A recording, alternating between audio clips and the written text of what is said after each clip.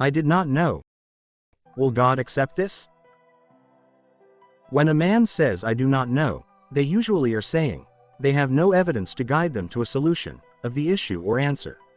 But when a man says, I am not sure whether there is a God, what they are truly affirming is that they have no time to put into establishing the position of their faith, and are waiting to be enlightened in a way which convinces them to believe in a God.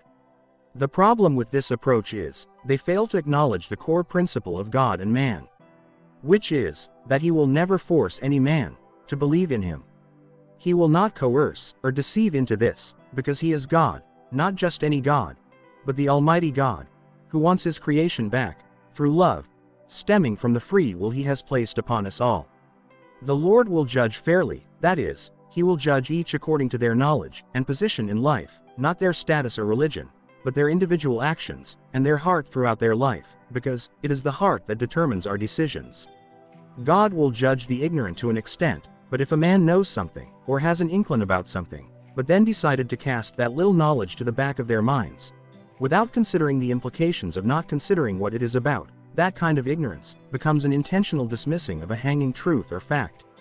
When an atheist says he is an atheist, he is affirming that he came out of the ignorance, searched through what has been presented, and decided, no, he cannot believe in a God.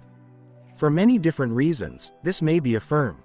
The atheist has decided that a God is not needed, and so has diminished this thought out of their mind. This is how they will be judged. However, the person who says, I don't know now, has to think, what do they not know? What is there not to know? And what have they actively done to know, one way or another, if this faith in God is substantiated? The Lord knows the heart, mind and the soul of everyone who has lived, is living, and is still to live.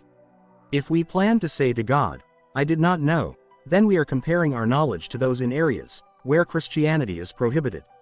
And we are comparing ourselves to the people of the Old Testament also, who knew not Christ, but many put their hope in God the Creator, which in turn formed the redemption for them at the time. God is a fair and just God, but he will not be mocked.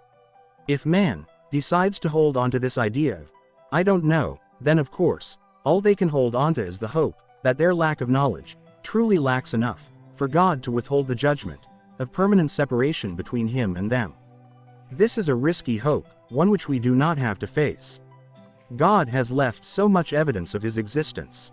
He has come as Christ, and died and resurrected in the eyes of witnesses, and he has left so much information about himself, through his book of truth.